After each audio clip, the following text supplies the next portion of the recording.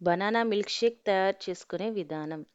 కావలసిన పదార్థాలు: కట్ చేసి పెట్టిన అరటి ముక్కలు, జాగరీ పౌడర్, కాజు బాదం, కాచి చల్లార్చిన పాలు, ఇలాచీలు. ముందుగా మిక్సీలో బనానా ముక్కలు, కాజు బాదం, జాగరీ పౌడర్, ఇలాచీలు, పాలు అన్నీ వేసి మిక్సీ పట్టుకోవాలి. 2-3 సార్లైనా పట్టుకోవచ్చు. ఇలా తయారైన బనానా మిల్క్ షేక్ని కప్లో కానీ గ్లాస్లో కానీ పోసుకొని